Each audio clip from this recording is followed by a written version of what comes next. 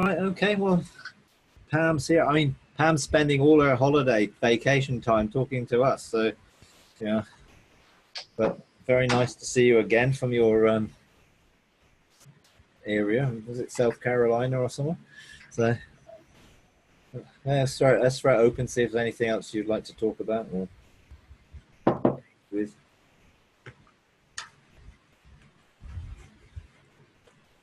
I've got a question. Yep. I know I didn't raise my hand, but It's okay. Can agreements between families carry through the generations? Let's say an agreement was made 10 generations ago. Can that, you know, I'm kind of thinking mafia type, can those agreements be accessed in a negative fashion today? Yeah, if an agreement was agreed, then it's like a covenant that's made. Think of it like, you know, the Gibeonites made a covenant with Israel, tricking them, and that continued for generations and generations. So I think, yeah, once a covenant agreement's made, someone has to break the covenant, which is what we have the authority, obviously, to do, to break the covenant on behalf of our generational line where that covenant was made. But if someone doesn't break the covenant, it's still in force. That agreement is still in force until someone breaks it. You know, when you do it from a covenantal perspective, obviously there's usually terms of the covenant that also get broken when you break it, and therefore the benefits of that covenant also get dismissed. So most people make a covenant for some sort of mutual benefit, but that then traps people into, in a generational sense, things and agreements that they may have no desire to be involved in, or even aware of, but actually some of the blessings are still in that family as a result of that. And when you break it, actually some things change in family lines. For some people, they would see it as a negative thing, but actually it always comes with a hook. You know, so, you know, it's like selling your soul to the devil to be able to, you know, was it play the banjo or something with some guy when it was the guitar, you know, and it's like this story of whatever, and it was amazing he had to play the guitar or whatever, but actually there was a cost to pay, you know, and there's always a cost when you make a covenant with the enemy in any way, and there may be benefits that families have, but those do not outweigh the costs of that agreement. And usually when you break it, it can actually have an effect of removing some of those things from the generational line, ultimately, so that the cost is removed, but also some of the benefits that agreement is also removed. You know, and some of that can be things like, you know, each of our firstborn will have a position of authority within the government or within something, you know, within the banking world, or there will, and actually you find, you know, that's happened, you know, and they have significant positions of influence, and then all of a sudden you break the covenant, and then the next generation, they have to do it without that help, which is fine, because if that's their destiny, then they will be able to. But if it isn't, assumptions can be made that they are going to assume a position, and then they will not be able to do it, you know. Right. Yeah, that kind of hit me this morning after I left as I was leaving my quiet time. It was just like, this is a family agreement among humans. And I go, wow, I never even thought about that. I mean, I think about the demonic side, but I never thought about the human aspect and the agreements that take place between two people. Yeah. Or two groups. Yeah. Yeah, and that sort of Gibeonites, Israelites thing, I guess, is an example of that, because they made an agreement with that people that they would protect them, and and they had to all the way through, And yes, there was a degree where the others had to provide a service, so they became the servant race, but they would still introduce something within the atmosphere which wasn't good, and they were always a thorn in Israel's side, and they often formed agreements with Israel's enemies to undermine them. So there was a lot of negativity that came through those agreements, which may have happened in our generational lines. Sometimes there's blood covenants made where children and generational lines are sacrificed or offered by shedding blood for that. And some of them are physical offerings, and some of them are not physical, but are spiritual offerings. And you find, those things outwork in the generations. But someone made the agreement of somewhere along the line. And usually because they're traded wrongly and have been offered something that seemed good. I mean, it's like the whole Freemasonry thing. You agree to all these curses coming on you and your family for the benefit of the Freemasons looking out for you and giving you the benefit of the influence that Freemasons can have. And whenever you go to a place, you can go to the lodge and you can get help, but the negativity of that is way outweighs the benefit of it, because essentially the curse that you curse yourself with, is the hoodwinked thing. You have a hood put over you, and you then have to promise, on pain of being split open and your entrails being thrown over your shoulder, that sickness will come into your family line, and all the things that some of those articles produce when people get even higher up into it. Even the very initial ceremony is pretty dire. And if you sort of wonder why, because most people don't think of, well, that's just words, it's just superstitious nonsense.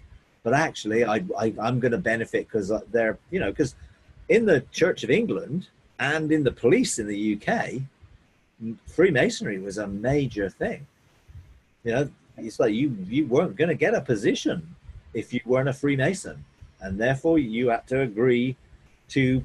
And then if someone was junior to you and they got into some sort of issue or problem, you had to bail them out because they were part of the brotherhood. And it was obviously really incestuous and bad, but went on and still does go on.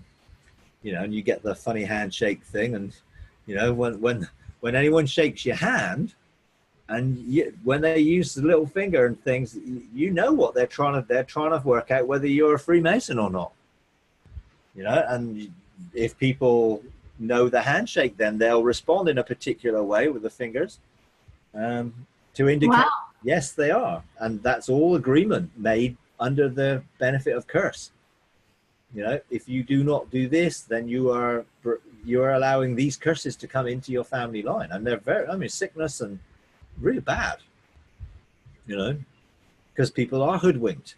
They're literally deceived into making an agreement that they don't realize actually does mean something in a negative way.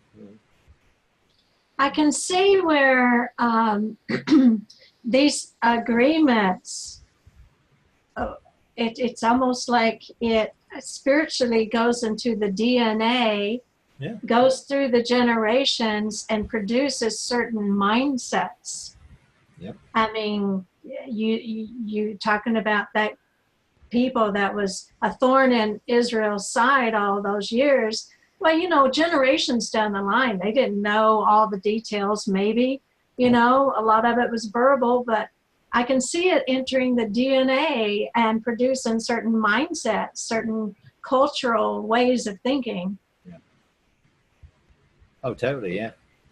So, because whether it becomes epigenetic factors, which are triggers within genetic material, or rewrites genetic code, it's not the genetic code which is our obvious way we look and our height and our eye color and all that. It's the a whole area of the genetic code, which is essentially a language which has written things in it that are triggers, and environment can trigger things, and switches that switch on certain things, like, someone goes through all their life and they never have a problem with alcohol, and then something happens and all of a sudden they turn to alcohol.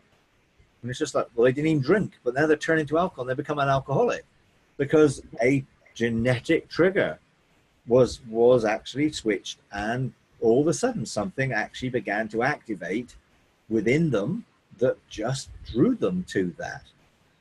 And they may have had no desire, and some people have even the negative, I'm never going to do that, particularly if they're children of alcoholic parents. They may have a real thing against alcohol, and yet they can turn to it. Overrides all of their actual common sense and choice by triggering behavioral patterns and ways of thinking that will turn them down to a particular thing. And the same comes to divorce, sexual immorality. Those things can be, yes, it's a choice, but when something is triggered, it is very difficult not to follow that iniquitous pathway when something is triggered. Which is why when we deal with things in the courts, we must break the neural pathways to those trigger points, to those memory points. Otherwise, the habits are still there. Even when you have a verdict to be free, you can be triggered down those pathways really quickly if you don't apply the verdict and eventually break the neural pathways open and apply them to the verdict. Let the verdict take the place of the trigger. So now when this happens, the verdict is triggered and I'm free. And I know I'm free and nothing can come against my freedom because I know. Therefore, I'm not going down that path, because now that path leads me to the truth rather than the lies. And most people... I'm going to do an overall court case. Yeah. Well, when people do court cases, there's a danger that it becomes a panacea, that you just do a court case and everything changes automatically. You have to take the verdict. You have to apply the verdict, and you have to have if it's a mindset or a behavior pattern, you have to apply the verdict to the triggers that stimulate that and the neural pathway that's connected to that behavioral pathway. And I do that deliberately, taking the actual verdict and declaring it into the neural pathways to break open the link to the lie.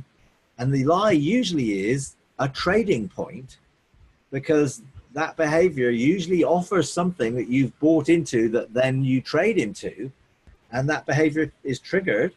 And it can be triggered, someone rejects me, so I'm gonna comfort eat, or that gives me I can drink, or I can go out and have a relationship with somebody, because it's triggered by something that triggers this. Well, now that gives me this excuse. I now have an excuse because this is now, and you end up in a behavioral situation that you never really wanted to, but you just find yourself in it. We have to break those patterns and have patterns which are then reestablished to a completely different strategy. It's linked to the truth that says, no, you don't have to go down here. And eventually they give up. Eventually the enemy gives up when he knows there's no point. You try something else, but we've got to make sure that there aren't any latent trigger points in our lives that we're not aware of yet. But all of a sudden something happens and we end up completely out of sync and out of control because that whole pattern was triggered. And a lot of people have those things latent in their lives, which is why when I apply communion every day, I'm looking to deal with any triggers, any epigenetic factors that I am not aware of, to purify my DNA, to cleanse any negative triggers and switches, and begin to switch on the right ones. Because there's also genetic abilities and things which are not triggered, which can be triggered because of the abilities that were lost, which are still latent within us, which tend to get triggered in autism and in other savants and things, where all of a sudden they can do things which are wow, amazing. But actually, those are latent within everybody. They've just been triggered by that particular state to come into the being. I mean, you know, some children savants can basically play, you know, as good as Beethoven and Mozart and stuff, music, or mathematically can solve equations that, you know, that take someone of Einstein's intellect to even understand. But because their whole thing is focused in that single behavior, because other behaviors are isolated and they're down that route. But we can also get those things rewired as well, but with the emotional balance to be able to handle them. So a lot, I think, in terms of genetics and epigenetics, that we have both positively and negatively we can deal with. And I think applying communion, the life of God, the frequency of God's life, his DNA, and therefore who we are in him, is the power to bring change and transformation to us at every level. Yes, physical, spiritual, emotional, and beyond what we can see with the physical into the genetic and quantum and everything else, you know, can be facilitated through the amazing life, abundant, overflowing life that God places within, you know, eating his flesh and drinking his blood, if you like, you know, and not having anything of death attached to us. So, yeah, so. Yeah, I've prayed over the neural pathways before, but I haven't addressed them in every court case. So yeah, I'll have to go back as an addendum and apply that where I didn't. Yeah. So that's good.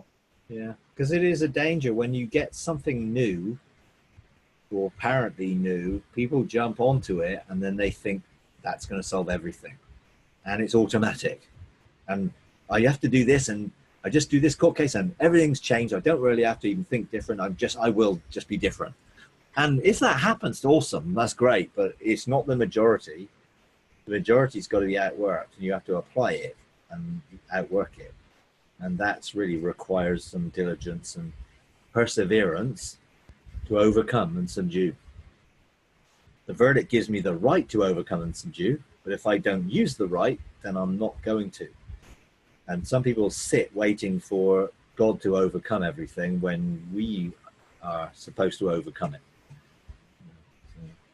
Maybe that's how the tapping works, that it works because a spiritual work has been done. Yes, maybe so. Yeah.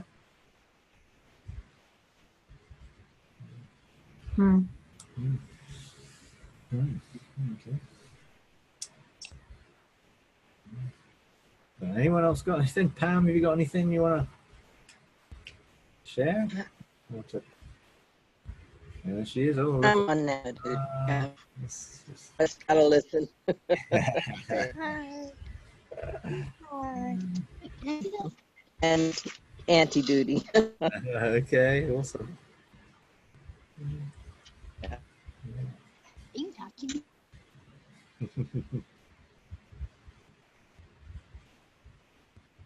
I've got a nice picture on my wall, Pam. You can see it up there. There we go. Wow. It's right above the picture of Jesus. It's my engaging the eternal flame in my transformation process. All right. Cloud. So it's got pride of place on my wall right in front of my desk. So I'm reminded. Well, it pleased me to send it. It really did. It, you know. Yeah, I got it nicely framed and all sorted out. Yeah. So, thank you very much for sending it. Uh-oh. Yeah, that's nice. It looks good. It's good. Yeah, that was a process going through, but you know, very, very, very life transforming going through that blue flame and being connected to the eternal revelation of who I was and freeing me from the earthly generational things and being tethered to the earth so that I could be free, you know. And since then, you know, freedom has been, you know, just increasing. You know? You don't know that you're not free until you realize that you are free. And all of a sudden it's just like, oh yeah, wow. I never realized freedom could be like this. Because you are what you are, aren't you? Until some revelation comes, well, that's not God's best for you. You don't have to be like that. You don't have to suffer that. You don't have to be, you know, I thought stepping in and out of heaven was awesome until I realized that I didn't have to step out of heaven. I could stay in there, you know. And that's that whole process opened up that possibilities of, you know, not just dual realm living, but multi-dimensional engaging and experiencing and things. You know, I was never able to go back into eternity, into the heart of God before that blue flame, essentially that experience, that whole process untethered me from, you know, being earthbound and through the surrender of my soul. You know, blue flames are, you know, intense, let's say, you know, it's really, really intense, but hugely beneficial, and carrying with it everything that comes out of the sapphire throne and the sapphire pavement and that blue sense of governmental destiny and everything else. It's sort of quite a journey and process, but very well worth pursuing. Yeah, when you're painting and when you look at it, you see things come out. You see the figures in the bottom? Yeah. The bottom right, I was like, when I saw that, I was like, wow. I mean, witnesses, I'm assuming. Yeah. You know? Observers, yeah, witnesses. Yeah. Because they know now you're in a totally different place. You know, there's a recognition of sonship that opens up interaction and connection and doors. You know, for me, wisdom was key. Following my experiences there was when I really began to engage with wisdom. And then wisdom began to, you know, engage me with the firestones again, and wisdom began to open up the different realms and the doors on her heights and open up the realm of legislation and the courts, all transpired from that. And so I think those observing were, you know, waiting to get involved in my life. And yeah, very much a key moment. And actually, when I saw it on my scroll, you know, God allowed me to see it on my scroll without really knowing what it was. I just knew it was called the Eternal Flame. And I saw it. But what I did see was it felt like everything in my life was leading up to this point. And everything afterwards would be different. And I felt that. As soon as I saw it, I just knew. But I didn't know what it was, but I just knew it was very, very significant. And this was a point on my destiny scroll, which was key to embrace, you know. But of course, you know, God didn't tell me what it was, because if he did, then that would have reinforced my need to just know what he was doing. So he just got me into that, you know, in his usual sort of way, which, you know, didn't unveil everything until I was in it. And by the time I was in it, it was too late to back out of it. So I'm in it, experiencing this transformation and change and surrender in terms of soul, and separated soul and spirit and reintegration, which was such a life transforming thing, but a very challenging thing also. You know, it's like that flame needed to heat things up to such a degree that I was loosed from them and they could fall off me if I chose. And I did choose. You know, I chose to surrender. I chose to let go of the soul's independence. And that brought a wholeness and a peace into my life that I'd never really experienced before that. You know, I didn't know I hadn't experienced it until I did experience it. And then I'm like, wow, what have I missed all my life? You know, where was this when I've been living my life? Well, the soul didn't allow it, you know. And it's just like, this independence of, you know, doing things your own way and doing things to get your own identity and outworking that through what you do, even serving God. You know, because all the things that I was doing was all the things God wanted me to do. I was just doing them from the perspective of, this is feeding me. This is giving me my identity. rather than I know who I am, whether I do this or not. And when you're free like that, then you don't have to do anything, or you can do everything, you know, and because it makes no difference to our relationship with God. I know if I never did another thing that God loves me. And I know if he didn't do another thing, I love him. I know I want to outwork my destiny, and I know he wants to bless me and enable me, but it isn't dependent on the performance of it. His love is completely unconditional and nothing to do with me fulfilling anything. You know, well, then that frees you not to perform. You know, then you can actually be, and the doing just flows out of the being. But it's not easy to face that. You know, there are certain things in my life when I faced, I didn't like how I saw myself. It was just like, you know, and that's when you've got to love yourself the way God loves you. Then you can love others. But if you can't love yourself, you can't love others. You certainly can't love God. So there is a sense, the right sense of loving who God made me to be, and being fully compliant with that and desiring of that and wanting that, so that that can be fulfilled. You know, and that it's a process and a journey of discovery that unveils it and reveals it and releases it, so you can just be, which for me opened up a whole avenue of other roles in heaven, and mantles and scrolls unleashed, and, you know, chancellor's seals and all sorts of things, all flowed out of that point. So this, you know, eternal flame thing was so key in everything I'm doing, because I don't believe I could be doing anything I'm doing now without going through that point.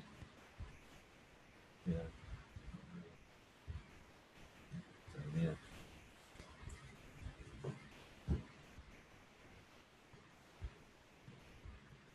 Any other things anyone wants to talk about?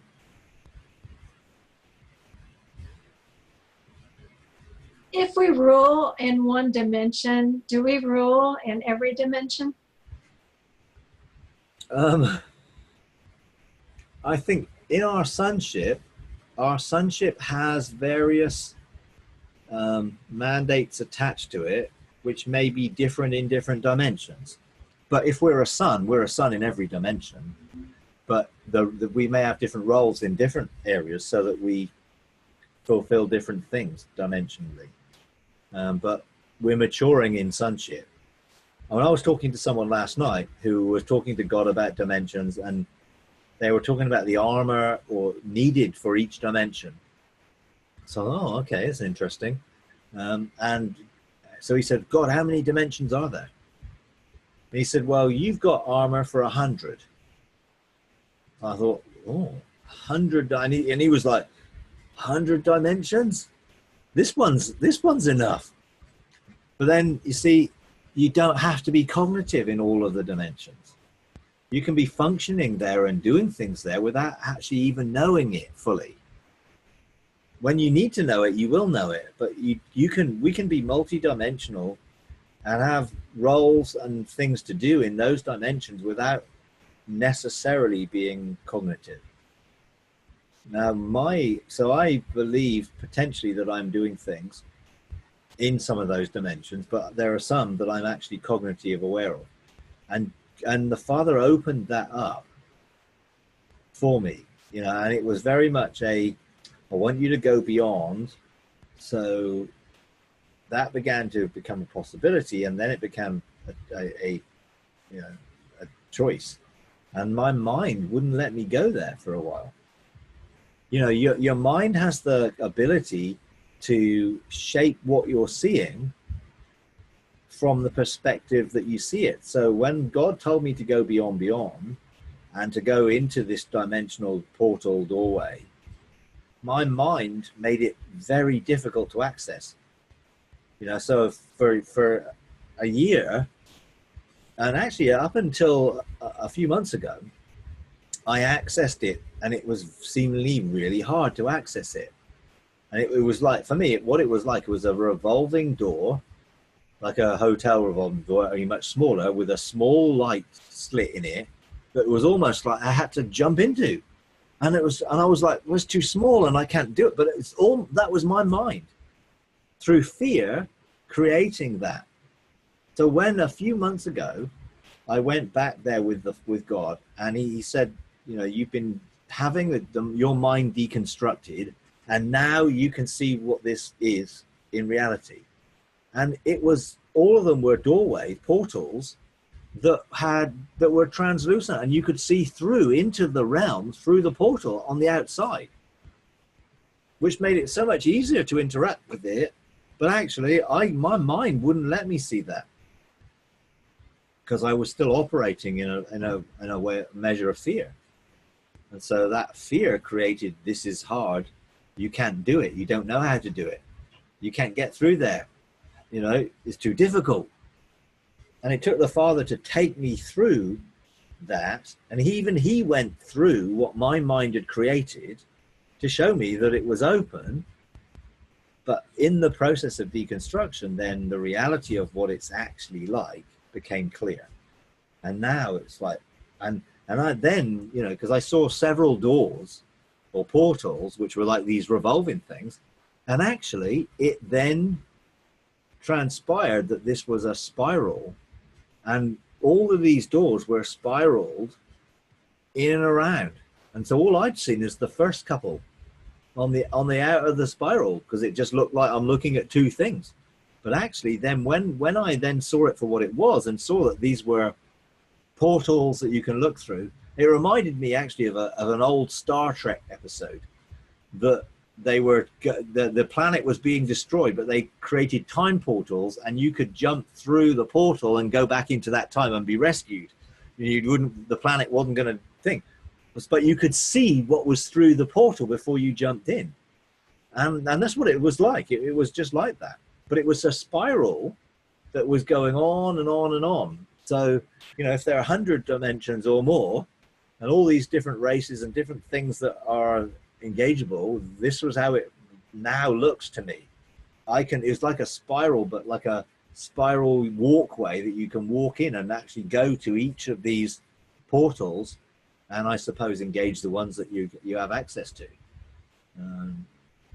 But some of it's sort of way out stuff, and you know, it's almost like I have to get a nudge to go back and do it. You know, it's the one of those things. I've got lots of other things I'd like doing better, you know, because it's a challenge.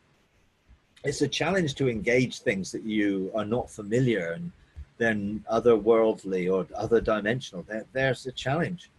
And, you know, I'm still on a journey of having my mind dealt with so that those challenges become something I relish rather than something that I'd rather avoid. So, yeah, Pam, you got your hand up there?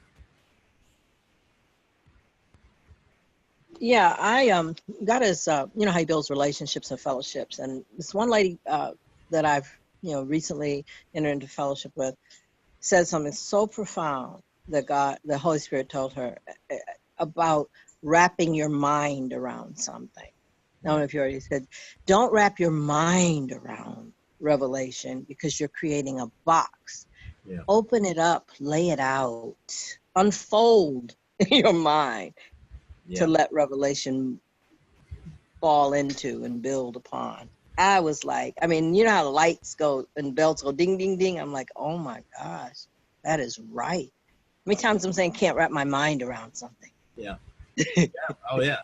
And when I did that, I created an image that made it very difficult for me to engage, which was the limitations and restrictions of my own mind. It was never God's wanting me to see that, but because I was, well, how do I go beyond? What am I supposed to do? And for months I was like, I don't know how to do this. I don't know how to do it. And it's just, and eventually God said, well, why don't you just walk beyond where you walked before? Okay. And I get to this place and I'm like, oh no, because I was trying to understand it in my own understanding, which created my own image, which actually became a restriction and a hindrance.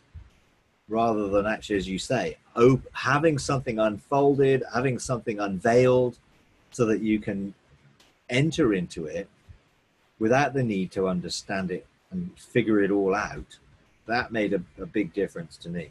And that was an example of that, where my mind had created, and this was in the realms of heaven.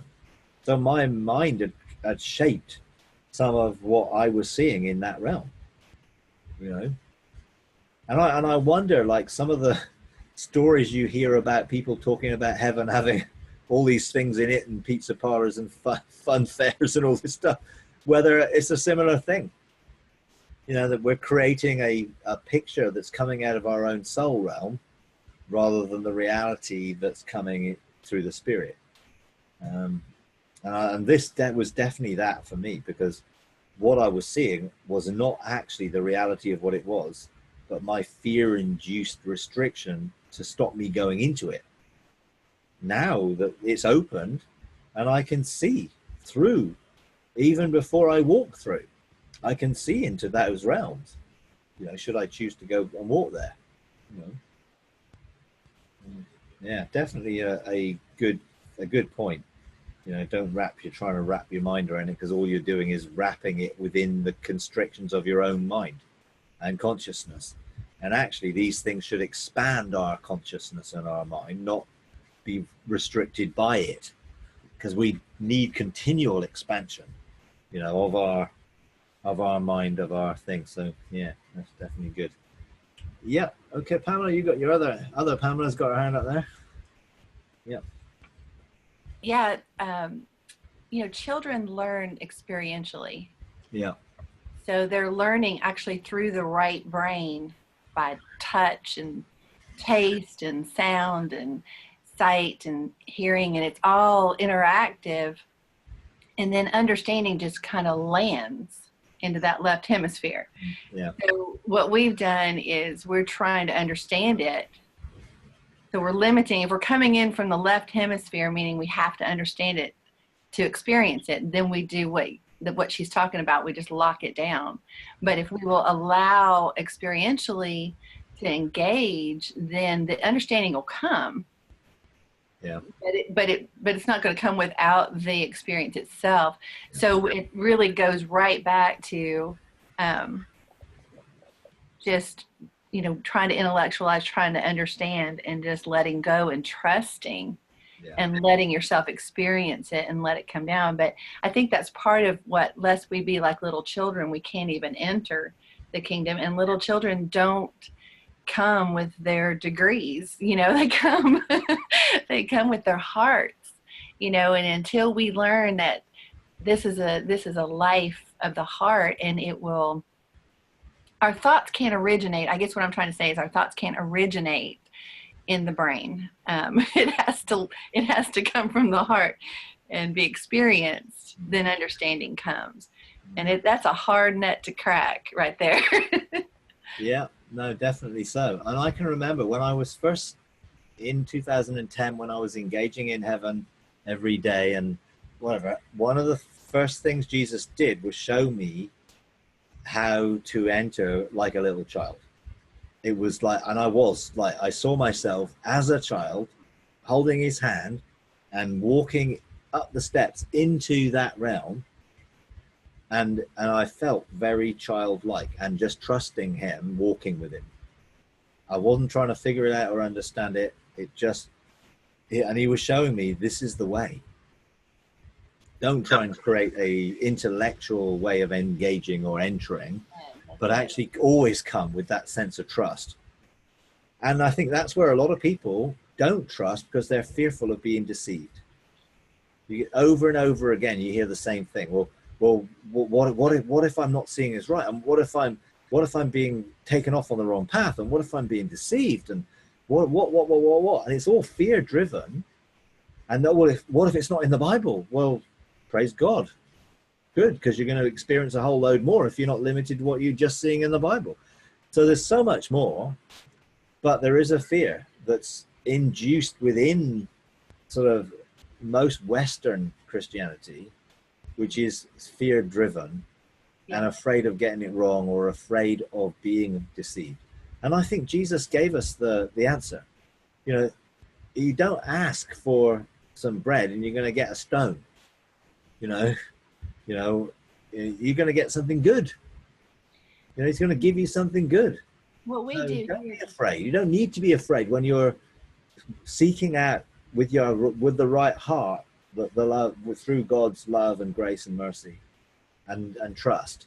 We don't have to be afraid that you're going to get something bad or just be deceived. You know? And to be honest, the harder we try and understand, the more likely is we'll deceive ourselves, because we'll try and figure it out from what we already know. You know, and then we'll use all the mindsets that we've already got a hold of, which are probably coming from the wrong source other than God in the first place. So it's much easier to be like a little child and just trust. You know, little children, when their parents lead them by the hand, just walk. That's right. You know, it's just like, they don't think, where are you taking me? You know, I don't trust you to take me there. You know, it's like, they're just, hey, and that's what I felt, you know, Jesus really showed me. This is the way to enter, just in that place of just trust me. Yep. We do that with people here a lot that, you know, really, there's so much religion here that is ingrained, man-made religion, that we will always, whenever we sense that somebody's really uncomfortable, it's just say, hey, you know, just connect. Jesus, you know, are you here? May I be aware of you? You know, and so to help them with, when he's on the journey with them, there is nothing, and I'm telling you, nothing, these people, I get shocked at what they experience. But connecting them to him, and then really all he needs is that, hey, you know, will you help me? That's all. I don't care who you are, where you are, what you're doing. I don't care what you're into. When you say that from your heart, he's there. I mean, he's there anyway, but you're aware of it when you say it from your heart, and that connection's there. And you get to, he walks with you through anything. He gave that to me early on when I first was engaging, because I had such amazing, incredible experiences that nobody could align with me on. And the Lord just said, just say my name. If you're the least bit worried that you're out somewhere, you're, you know, I guess where you shouldn't be, I don't know, but just say my name, you know, that connection, that tether to who he is, and that awareness of who he is. And that has kept me for 20 years, you know. Awesome. But the mind will definitely get in the way. Yeah, it certainly will. We need a renewing. Yeah, Pam, you got your hand up there as well.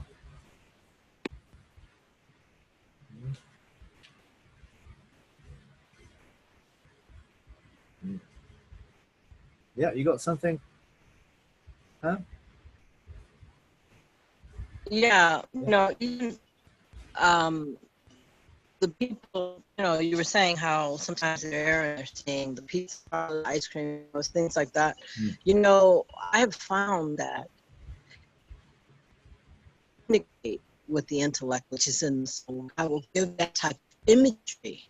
Yeah. And also, you're in that realm, have the ability to create those things. A lot of times those are sons in the realm of the spirit, because he says clearly, he had his right hands up to more. And that's the stuff he uses. Comes from them. You know, from me in that produce that carbon. And you know, when they say stuff like that, I'm okay, but at some point they're going to realize that that construct is not the spiritual construct.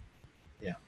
Our framing, you know, understanding of it. Does that make sense? Totally, yeah. I mean, for a while, I've been wondering, you know, when you engage the realm of the kingdom of God, which is, below the realm of where the fiery sword is and whatever, and where obviously the dragons and giants are, it seems that dimension can be constructed from our soul, and what we bring from our soul into that dimension, that area. Above that, I've never seen anything but that realm seems to be one that it is possible to construct things out of your own soul desire and what makes you feel comfortable there. Because it's a little bit sort of like, you know, this is a place of responsibility, but you have the capacity within your soul to construct a reality of it, which actually, in a sense, removes a lot of the responsibility. It's like, oh yeah, this is a playground, or this is a fun fair, or this is, and it's all like, oh yes, it's fun. Yeah, but what about your throne? What about where you're seated? What about the government of this place? Well, that gets all distracted from if you can create this soulish view of what heaven's like as a playground, or a fun fair, or anything else like that, or a pizza parlor, as if you need to eat pizza in heaven. It's just like, I've never ate anything there other than taking communion there, particularly, because I'm not really there to eat. I'm there.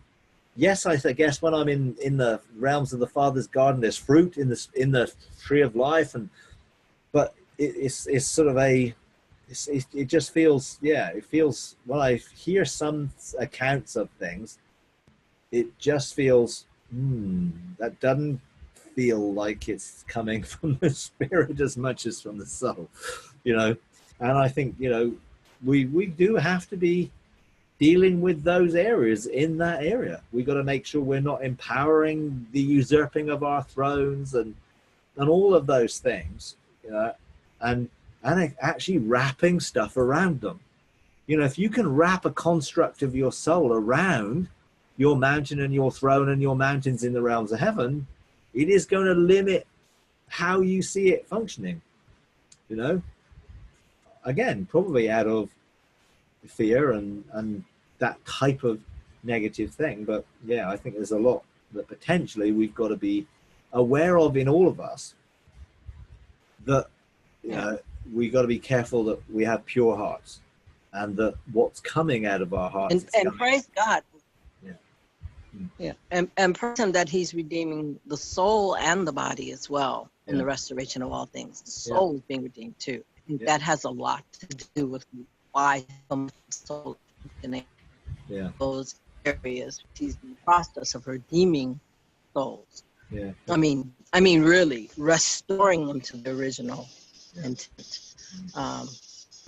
The imaginative center of man. I don't know.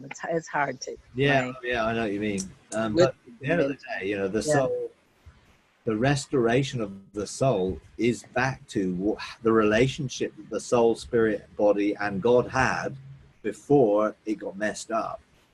And that was a very different relationship, in that nothing of the world or of self was ever discerned apart from the spirit and the relationship with being joined to God. So there was no self-awareness, which was my understanding of self from my reasoning and outworking it. It all came from, everything was filtered through the spirit. So it was all pure. It's only when the soul begins to connect with the body first before the spirit receives things. So it was spirit, body, soul, which now it's body, soul, spirit. And now we've got to turn it around into spirit, soul, body for flowing from the inside. But then we've got to my spirit needs to be around my body. So my interaction with the world needs to be primarily discerned by my spirit, not my soul. Not by my natural eyes or even the eyes of my imagination, but by my spiritual eyes, that I'm actually discerning, because that is the connection that I have first with the world. That is the atmosphere that is around me, that actually is going to be spiritually discerned and not discerned by the soul first. And that's why everything's got to be turned inside out again, back to what it originally was, where the soul is actually communicated by what the spirit receives and discerns, not the other way around, which does obviously require some renewing of the relationship between soul and spirit, and therefore the spirit and the world, so that the soul receives through the spirit's discernment, not its own, because its own will be independent. So yes, incorporation, awesome, but not in any way independent or separate. So there's a lot there, I think, in terms of the soul's role within the integration of soul and spirit, and how it should be seamlessly operating with our relationship with God, not independent in any way, which I think is what we're learning, I guess, in this whole journey and process. Okay. Okay, right, I'm going to leave it there.